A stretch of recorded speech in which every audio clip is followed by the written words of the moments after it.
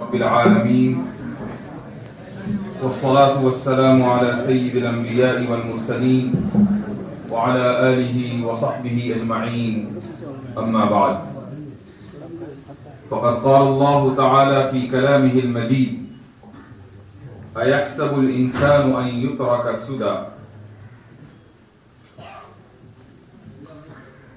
حاضرین مجلس، عزیز طلبہ، آج کی اس مناظرے کی نشست کو سن کر اور دیکھ کر ایسا لگا کہ 24-25 سال پہلے کا دور دوبارہ آ گیا ہو. میں کبھی ادھر اور کبھی ادھر 24-25 سال پہلے اسی طریقے سے اسی درسگاہ میں آپ ہی کی طرح پریکٹس کیا کرتا تھا، اور اس پریکٹس کا نتیجہ وہ ہے جو آج آپ دیکھ رہے ہیں. یہ جو شعبہ مناظرہ ہے، ابھی کچھ دن پہلے، غالباً 2-3 دن پہلے کی بات ہوگی، ایک صاحب ہمارے گھر آئے اور باتوں باتوں میں میرے زبان سے شعبہ مناظرے کا نام نکلا. ابھی میں کچھ کہتا ہی تو وہ کہنے لگے کہ نہایت واہیات شعبہ ہے. حالانکہ میں تعریفاً کچھ آگے کہنے والا تھا، انہوں نے میری بات کاٹ دی. چونکہ گھر پر مہمان تھے اس لیے میں نے کچھ نہ کہا اور میں خاموش رہا. بعض مرتبہ مہمانوں کا اکرام اس طریقے سے بھی کرنا پڑتا ہے، ضروری نہیں ہے کہ ہر چیز کا جواب دیا جائے، لیکن الحمدللہ یہ شعبے کا فیض ہے جو اس وقت پوری دنیا میں سوشل میڈیا کے ذریعے بہت سے لوگوں کے توسط سے پھیل رہا ہے. ہم نے ایک خاص موضوع کا انتخاب کیا اور وہ ہے رد الحاد اور اعتدال. اس کے علاوہ بھی اور بھی بہت سے موضوعات ہیں کہ جن کی سخت ضرورت ہے، اور ماشاءاللہ یہ شعبہ، یہ انجمن اس ضرورت کو پورا کرنے کے لیے ایک ٹیم تیار کر رہی ہے. ہر سال اس طرح کے افراد نکلتے ہیں اور دنیا بھر میں پھیل جاتے ہیں. یہ جو آج کا عنوان ہے یہ دراصل لبرلزم کی شاخ ہے. یعنی جتنے بھی اعتراضات ہوئے ہیں الحاد کی طرف سے اسلام کے اوپر، مسلمانوں کے اوپر، ان اعتراضات کا تعلق لبرلزم سے ہے. وہ ملحد ہو ہی نہیں سکتا، اپنے الحاد میں وہ مخلص ہو ہی نہیں سکتا جب تک کہ وہ لبرل نہ ہو. تو ہاں، لیکن یہ ضرور ہے کہ بہت سے لبرل ایسے ہوتے ہیں جو ملحد نہ ہوں، تو گویا کہ اس میں عموم خصوص مطلق کی نسبت ہے. تو لبرلزم کیا ہے اگر آپ نے اس کو سمجھ لیا اور اس کے جو اصول و ضوابط ہیں اور اس کے جو جوابات ہیں وہ آپ نے اگر جان لی اور سمجھ لیے، تو شاید ہی ملحد کا کوئی اعتراض ایسا ہو کہ جس کا جواب آپ نہ دے سکیں، نہ دے پائیں. لبرلزم کی کل 4 بنیادیں ہیں. اس میں سے میں صرف ایک بنیاد کے اوپر مختصر گفتگو کروں گا انشاءاللہ. پہلی جو بنیاد ہے وہ ہے دا گولڈن رول، جس کو ہم اردو میں سنہرا اصول کہہ سکتے ہیں. دوسری بنیاد ہے دا ہارن پرنسپل، جس کو ہم اصول ضرر کہہ سکتے ہیں. اور تیسری بنیاد ہے یوٹیلیٹیرینزم، جس کو ہم نظریہ منفعت کہہ سکتے ہیں. اور چوتھی بنیاد ہے ہیڈنزم، جس کو ہم نظریہ لذت کہہ سکتے ہیں. نظریہ منفعت اور نظریہ لذت بعض لوگوں کے نزدیک ایک ہی چیز ہے اور بعض لوگوں کے نزدیک 2 الگ الگ نظریات ہیں. جب ہم یہ اصطلاحات استعمال کرتے ہیں تو بہت سے لوگ یہ سمجھتے ہیں کہ ان اصطلاحات کا مطالعہ بس وہی لوگ کر سکتے ہوں گے جو انگریزی جانتے ہیں یا وہ فرینچ جانتے ہیں، جرمن جانتے ہیں. لیکن ایسا نہیں ہے. آپ اگر اپنے اکابر کی ہی کتابوں کا مطالعہ کر لیں تو یہ ساری چیزیں وہاں موجود ہیں. بس یہ ہے کہ آپ کو ان کی کتابوں کے بارے میں علم ہونا چاہیے اور ان کی کتابوں کو پڑھنے کا شوق اور رغبت ہونی چاہیے اور ان کی کتابوں کی سمجھنے کی صلاحیت ہونی چاہیے. ایک کتاب حضرت مولانا حفظ الرحمان سبحانی رحمہ اللہ نے لکھی ہے، اخلاق اور فلسفہ اخلاق. یہ کتاب، اس کی PDF موجود ہے، اور جب آپ اس کتاب کو پڑھتے ہیں تو یقیناً آپ حیرت میں مبتلا ہوں گے کہ حضرت مولانا رحمہ اللہ نے اس زمانے میں، جبکہ انٹرنیٹ نہیں تھا، سوشل میڈیا نہیں تھا اور کتابوں کی فراوانی، دوسری زبانوں کی کتابوں کی فراوانی اتنی نہیں تھی، تراجم نہیں تھے، اس کے باوجود اس موضوع کے اوپر جو کتاب لکھی اور اس میں جو ریفرنسز ہیں، جو حوالے ہیں، وہ اردو کی کتابوں کے نہیں ہیں وہ کچھ عربی کی کتابوں کے ہیں، زیادہ تر وہ انگریزی کی کتابوں کے ہیں، اور حضرت نے یہ تمام کے تمام نظریات اس کے اندر لکھے ہیں۔ چونکہ خالص ایک فکری کتاب ہے تو بعض جگہ خشکی محسوس ہوتی ہے، لیکن ان موضوعات کے اوپر مطالعہ کرنے کے لیے اتنی خشکی برداشت کرنی ضروری ہے۔ تو حضرت مولانا نے جو یہ کتاب لکھی ہے یہ تمام نظریات اس میں لکھ دی ہے۔ اس لیے میں ہمیشہ کہتا ہوں کہ اپنے اکابر کی کتابوں سے ہٹ کر کہیں اور دیکھنے کی ضرورت نہیں ہے۔ ماشاء اللہ مکمل لٹریچر تیار ہے، بس پڑھنے والوں کی دیر ہے اور پڑھنے والوں کی ضرورت ہے۔ یوٹیلیٹیرینزم جو تیسرا اصول ہے، اس پر مختصر گفتگو انشاءاللہ میں آج کروں گا۔ یوٹیلیٹیرینزم نکلا ہے لفظ یوٹیلیٹی سے، اور یوٹیلیٹی کے معنی آتے ہیں نفع، یعنی جو چیز نافع ہے یا جس چیز میں لذت ہے، جو چیز اچھی ہے وہ اخلاقی ہے، اور جس چیز میں لذت یا نفع نہیں ہے وہ غیر اخلاقی ہے۔ اس نظریے کو پیش کرنے والے دو افراد ہیں، ان میں ایک شخص کا نام ہے جیرمی بینتھم اور دوسرے کا نام ہے جان اسٹورٹ مل۔ جیرمی بینتھم سے جب یہ پوچھا گیا کہ یوٹیلیٹیرینزم میں یہ لفظ آتا ہے کہ جو چیز قابل نفع ہو اس کو زیادہ سے زیادہ بڑھاوا دیا جائے اور اس کو با اخلاق مان لیا جائے، اس کو اخلاقی معیار پر مانا جائے، اور جو چیز قابل نفع نہ ہو اس کو غیر اخلاقی تصور کیا جائے، تو قابل نفع ہونے نہ ہونے کا معیار کیا ہے؟ تو جیرمی بینتھم نے کہا کہ اس کا معیار ہے لذت۔ اگر کسی چیز میں آپ کو لذت مل رہی ہے تو اس کو بڑھاوا دیا جائے گا، اور اگر کسی چیز میں لذت نہیں مل رہی ہے، درد ہے، تو اس کو ختم کیا جائے گا، معاشرے سے اس کو ختم کرنے کی کوشش کی جائے گی۔ یہ ہے یوٹیلیٹیرینزم۔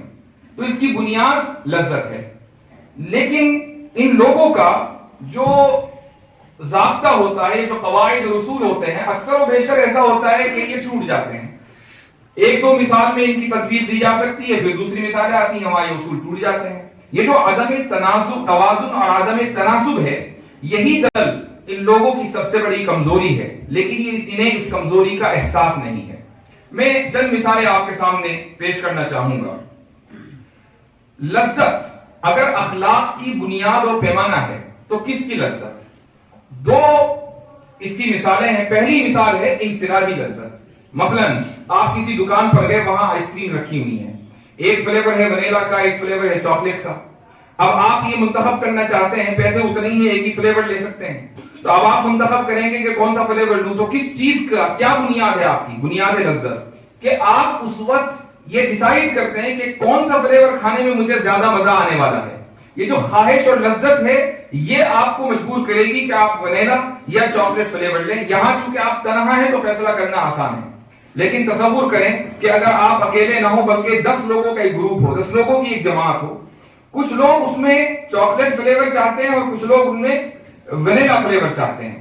آپ نے دیکھا کہ چاکلیٹ فلیور والے 7 لوگ ہیں اور ونیلا فلیور والے 3 لوگ ہیں، لیکن وحدت کو باقی رکھنے کے لیے سب لوگوں کو آئس کریم ایک ہی طرح کی کھانی ہے۔ یہ نہیں ہوگا کہ 7 لوگ الگ طرح کی اور 3 لوگ الگ طرح کی آئس کریم کھائیں۔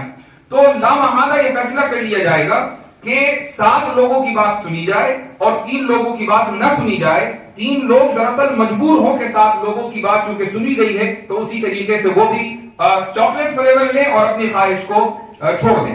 یہ جمہوریت ہے۔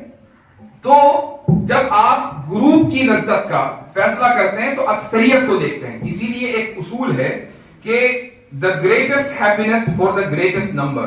اس کا مطلب یہ ہوا کہ جتنے زیادہ افراد ہوں گے، ہیپینس یعنی خوشی اور لذت یہ بھی اتنی ہی زیادہ ہوگی۔ کم افراد ہوں گے تو خوشی ختم ہو جائے گی، زیادہ افراد ہوں گے تو خوشی اور سعادت یا لذت بڑھ جائے گی۔ یہ یوٹیلیٹیرینزم کا مختصر انداز میں یہ فلسفہ ہے اور اس کی وضاحت ہے۔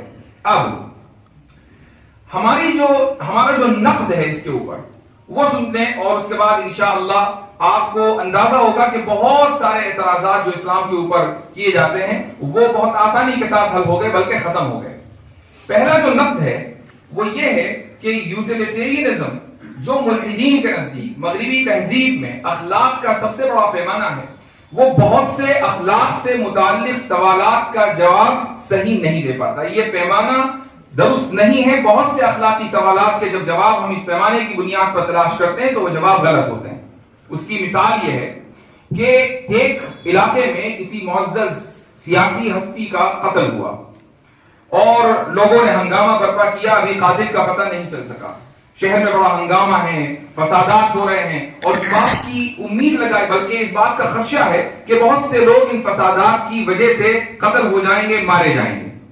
अदालत बैठी और एक जज ने एक मुल्जिम को पेश किया गया और उस जज ने उस मुल्जिम के बारे में यह फैसला किया कि यही कातिल है। हालांकि उसको मालूम है कि वो मासूम है, गुनहगार नहीं है, लेकिन उसने उसके कातिल होने का फैसला किया। यूटिलिटेरियनिज्म की बुनियाद पर यह फैसला बिल्कुल दुरुस्त है। उसकी वजह यह है कि अगर इस शख्स को, जो कि मासूम है जज की नजर में, इसके बावजूद उसको गुनहगार करार देकर फांसी पर लटका दिया जाए तो बहुत से लोगों की जान बच जाती है, बहुत से तमाम फसादात रुक जाते हैं, जान और माल का नुकसान रुक जाता है और लोगों की जो मनफात और लज्जत है उसमें इजाफा हो जाता है। यानी लोगों की जो ख्वाहिश है वो पूरी हो जाती है कि हमें उस शख्स के कातिल की तलाश है, वो कातिल मिल गया। अगरचे जज ये समझ रहा है कि यह कातिल नहीं है, महज मुल्जिम है, इसके ऊपर इल्जाम है, यह मासूम है, इसके बावजूद यूटिलिटेरियनिज्म की बुनियाद पर ऐसे शख्स को जो मासूम हो, अक्सर लोगों की खुशी की और ख्वाहिश की बुनियाद पर कत्ल के इल्जाम में गिरफ्तार करके सूली पर चढ़ा देना बिल्कुल दुरुस्त हो जाता है। तो यूटिलिटेरियनिज्म का जो फलसफा है ये तो मासूमों की जान ले लेता है। पहला नक्द हमारा ये है। दूसरा जो नक्द है वो, बल्कि दूसरी मिसाल एक डॉक्टर की है कि एक डॉक्टर के सामने एक शख्स आया, तंदुरुस्त तवाना, उसने उसका चेकअप किया, बज़ाहिर सब चीजें ठीक हैं। उसने देखा कि मेरे पास 5 लोग ऐसे हैं कि जो बिल्कुल मरने वाले हैं अगर उनका ऑर्गन ट्रांसप्लांट नहीं हुआ। मसलन किसी दूसरे को का दिल चाहिए, एक को गुर्दा चाहिए, एक को लिवर चाहिए, एक को कुछ और चाहिए। तो इस शख्स की, जो कि एक फर्द है, इसके तमाम आज़ा सही सालिम में काम कर रहे हैं। वो 5 लोग हैं, हर एक को एक ना एक आज़ू चाहिए और अगर वो नहीं मिलेगा तो 5 के 5 मर जाएंगे। तो 5 लोगों की लज्जत, चूंकि ग्रुप बड़ा है, तो 5 लोगों की लज्जत और मनफात की खातिर इस एक आदमी को कत्ल करके इसके आज़ा को 5 लोगों में फिट कर दिया जाए। यूटिलिटेरियनिज्म का जो उसूल है वो इसका दाई और हामी है।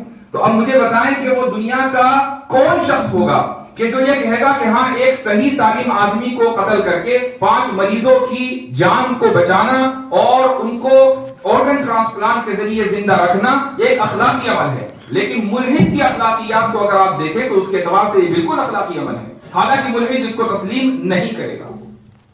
एक और नफ्स इसके ऊपर होता है और ये बिल्कुल हकीकी एक मिसाल मैं आपके सामने रख रहा हूं। 90 की दहाई, बल्कि 80 की अवाखिर में और 90 के अवाइल में साउथ अफ्रीका में तहरीक आजादी चली और उस आजादी से पहले साउथ अफ्रीका की हुकूमत को अपार्थाइड स्टेट बोला जाता था। यानी एक ऐसी रियासत थी कि जहां पर रंग और नस्ल की बुनियाद पर तकसीम थी। गोरों के इलाके अलग थे, कालों के इलाके अलग थे और काले, जो कि तादाद में ज्यादा थे, अक्सरियत थी उनकी, वो ये चाहते थे कि हम हुकूमत में आए, लेकिन कालों की हुकूमत की इजाजत नहीं थी और गोरे उनको हुकूमत से बाहर रखते थे। गोरों की दलील क्या थी? यूटिलिटेरियनिज्म। गोरों की दलील ये थी कि हमने कीनिया में देखा, हमने जाम्बिया में देखा, हमने अफ्रीका के दूसरे ममालिक में देखा कि जहां जहां गोरों ने हुकूमत का ट्रांसफर कालों की तरफ किया, वहां बदअमनी फैली, मुल्क में फसाद फैला, जान और माल का नुकसान हुआ और हुकूमत फेल हो गई, मुल्क के अंदर यानी कहत साली छा गई और लोग भूख से मरने लगे। ये सारी सूरत हाल हुई है। लिहाजा यूटिलिटेरियनिज्म के फलसफे की बुनियाद पर हमें यह हक है कि हम साउथ अफ्रीका में हुकूमत करते रहें और काले हुकूमत से बाहर रहें, गोरे अगरचे अकलियत में हैं लेकिन हुकूमत में बाकी रहें। ये अपार्थाइड स्टेट को का फलसफा था, उसकी दलील थी अपनी हुकूमत को जस्टिफाई करने के लिए। आज आप किसी भी मुल्क को पकड़ें, जिससे भी बहस हो, उससे यह सवाल कीजिएगा। पहला सवाल, क्या तुम साउथ अफ्रीका की अपार्थाइड रियासत को सही समझते हो? वो मर जाएगा लेकिन इसको तस्लीम नहीं करेगा। वो ये कहेगा कि नहीं, वो एक जालिम और जाबिर रियासत थी, हम तो इक्वालिटी के कायल हैं। क्योंकि अगर वो उस रियासत को सही समझेगा तो इक्वालिटी का उसूल जाएगा और इक्वालिटी का उसूल इनका पहला करीमा है। तो इक्वालिटी के उसूल की वजह से, यानी नजरिया मुसावात की वजह से, वो किसी भी सूरत में अपार्थाइड स्टेट को जस्टिफाई नहीं करेगा। लेकिन अपार्थाइड स्टेट को जस्टिफाई करने की जो दलील है वो यूटिलिटेरियनिज्म है और यूटिलिटेरियनिज्म लिबरलिज्म की बुनियाद है। तो या तो आप लिबरलिज्म को छोड़ दें या फिर नजरिया मुसावात को छोड़ दें, बेहतर यह है काबिल हादी को छोड़ दें। तो मुल्हिदीन से जो सवाल और गुफ्तगू होनी चाहिए वो उनके अपने उसूलों की बुनियाद पर होनी चाहिए। आज की इस गुफ्तगू में جو مناظرہ ہوا اس میں ایک مثال آئی غلامی کی. اسی طریقے سے ایک اعتراض آیا حضرت عائشہ رضی اللہ عنہا کی عمر سے متعلق. یہ دونوں مسئلے بھی یوٹیلیٹیرینزم سے جڑے ہوئے ہیں. مثلا غلامی کا مسئلہ ہے. امریکہ میں غلامی 1880 میں ختم ہوئی ہے. 1880 میں ایک صدر تھا ابراہم لنکن, اس نے ایک قانون پاس کیا اور اس قانون کی روشنی میں ایک دستخط کے نتیجے میں امریکہ کے جتنے بھی سیاہ فام غلام تھے وہ سارے کے سارے آزاد ہو گئے. اور اس کے بعد وہاں جنگ چلی جو کہ جس کو خانہ جنگی کہا جاتا ہے. اس جنگ میں جو علاقہ تھا امریکہ کا, جنوبی صوبے ایک طرف تھے اور شمالی صوبے ایک طرف تھے. شمالی صوبوں میں کھیتی زیادہ ہوتی ہے, جنوبی صوبوں میں کھیتی کم ہوتی ہے. یہاں انڈسٹریلائزیشن تھا, یہاں فیکٹریاں لگ رہی تھی, کمپنیاں آ رہی تھیں. تو جو شمالی صوبے تھے ان کا دعویٰ یہ تھا کہ نہیں, ہمیں ان کالوں کو غلام رکھنا ہے, اور اس لیے رکھنا ہے کہ ہمیں کھیت میں کام کرنے والوں کی ضرورت ہے. جب کھیت میں کام ہوگا تو ملک کی معیشت مضبوط ہوگی, ملک کی معیشت مضبوط ہوگی تو جس طریقے سے گوروں کو کھانا ملے گا کالوں کو بھی کھانا ملے گا. یوٹیلیٹیرینزم کی بنیاد پر غلامی بالکل صحیح ہے, یہ ان کی دلیل تھی. یہی دلیل وہ غلامی کو جسٹیفائی کرنے کے لیے دے رہے تھے. شمالی صوبے اخلاقی بنیادوں پر یہ کہہ رہے تھے کہ نہیں, رنگ اور نسل کی بنیاد پر مساوات ہونی چاہیے, ہم کالوں کو اپنا غلام نہیں رکھ سکتے, ان کو آزادی دینی چاہیے. یہ الگ بات ہے کہ ان کا جو خفیہ ایجنڈا تھا وہ کچھ اور تھا. لیکن آپ اگر شمالی صوبوں کی جو دلیل ہے اس کو دیکھیں تو اس کے اعتبار سے تو غلامی بالکل ٹھیک ہے. غلاموں سے معیشت کو فائدہ ہوتا ہے, اس میں کوئی شک نہیں. تو اگر یہ بات تسلیم کر لی جائے, یوٹیلیٹی کا اصول مان لیا جائے, تو اسلام میں بھی اگر یہ الزامی دلیل ہے, اسلام میں بھی اگر غلامی کو باقی رکھا گیا, اس کی کسی بھی نوع اور شکل میں اس کو باقی رکھا گیا, تو یہ کہا جا سکتا ہے کہ اس لیے باقی رکھا گیا کہ ملک کی اکانومی کو اس کی ضرورت ہے, ملک کی معیشت کو اس کی ضرورت ہے. اور تو اور ضرورت اکانومی کو نہ ہو لیکن مستقبل کے خطرے کو ٹالنے کے لیے ضرورت ہے کہ اگر ان غلاموں کو غلام نہ بنایا جائے, آزاد کر دیا جائے, تو یہ اپنے ملک جا کر واپس اسلامی حکومت کے اوپر حملہ کریں گے. تو یوٹیلیٹی کی بنیاد پر غلامی بالکل جسٹیفائی ہوتی ہے, اور یہ یوٹیلیٹی ہمارا اصول نہیں ہے بلکہ ان کا اصول ہے. اسی طریقے سے حضرت عائشہ رضی اللہ عنہا کا نکاح ہے. میں نے بھی دو لذت کی دو قسمیں بیان کی, ایک انفرادی اور ایک اجتماعی. انفرادی کیا ہے کہ آپ کو دو چیزوں میں سے ایک چیز پسند آ رہی ہے, آپ نے ایک کا انتخاب کر لیا. اگر اسی اصول کو لے لیا جائے, اگر اسی اصول کو لے لیا جائے تو دنیا میں کسی بھی شخصیت کے اوپر آپ اعتراض نہیں کر سکتے کہ اس نے فلاں عورت سے یا فلاں لڑکی سے کسی بھی عمر میں نکاح کیوں کیا. اس کو پسند آ رہی تھی اس لیے کیا, آپ کے اصول کی بنیاد پر کیا. ہمارے اپنے اصول تو بہت بلند ہیں, جب ہم اپنے اصول کے اوپر بات کریں گے تو ہر چیز کو اخلاقی اعتبار سے ضرور ثابت کریں گے. لیکن جب ہم آپ کے اصول کو سامنے رکھتے ہیں تو پھر ایک مرد 9 سال کی بچی سے نہیں 2 سال کی بچی سے بھی نکاح کرے گا تو آپ کے اصول کے اعتبار سے یہ چیز اخلاقی ٹھہرے گی. اب وہ مجبور ہیں کہ آپ ان کو ڈیفینسو پوزیشن میں جب لے کر آ جائیں تو وہ مجبور ہیں کہ ان چیزوں کا جواب دیں. جب سوال یہ ہوتا ہے کہ حضرت عائشہ رضی اللہ عنہا سے آپ صلی اللہ علیہ وسلم نے نکاح کیا, حضرت عائشہ تو اتنی عمر کی تھی اتنی عمر کی تھی, تو آپ سیدھا پوچھیں بھائی کتنی عمر کی ہونی چاہیے.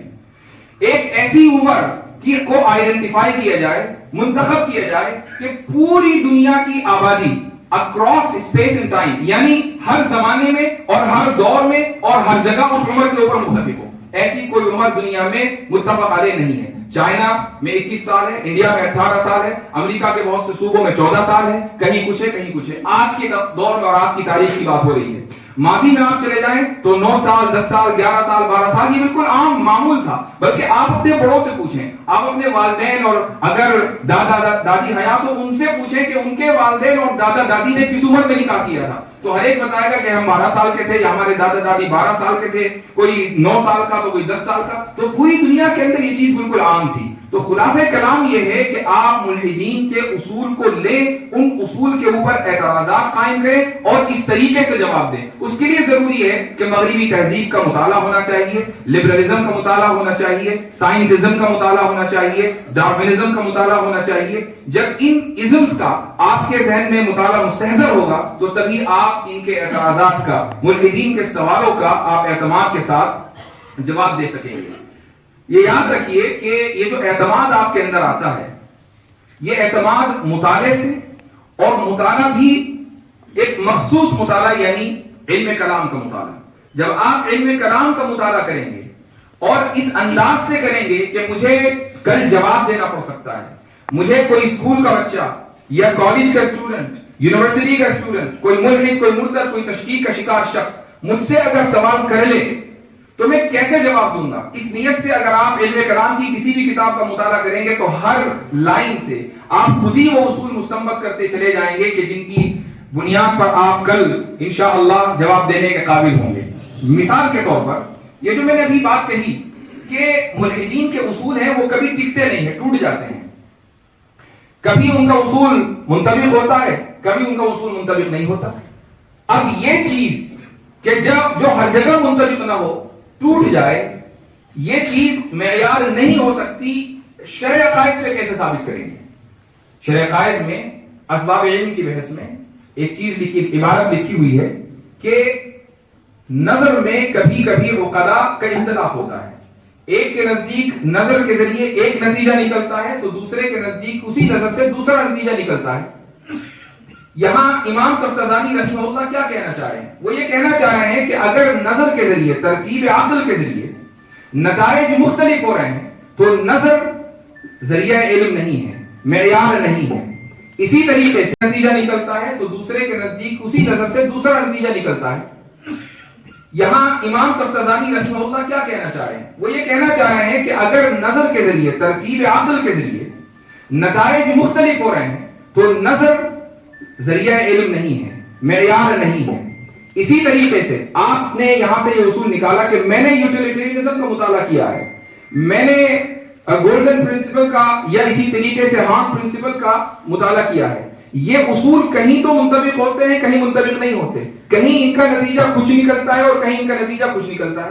اس کا مطلب یہ ہوا کہ عقلاء کا اس بات کے اوپر اتفاق ہے کہ اگر ایک اصول کے نتائج مختلف ہوں تو پھر وہ اصول نہیں ہے، وہ فرع بھی نہیں ہے، وہ اس لائق نہیں ہے کہ اس سے کسی چیز کا استنباط کیا جائے۔ آپ نے شرع عقائد سے ہی اس مسئلے کو مستنبط کر لیا اور حل کر لیا۔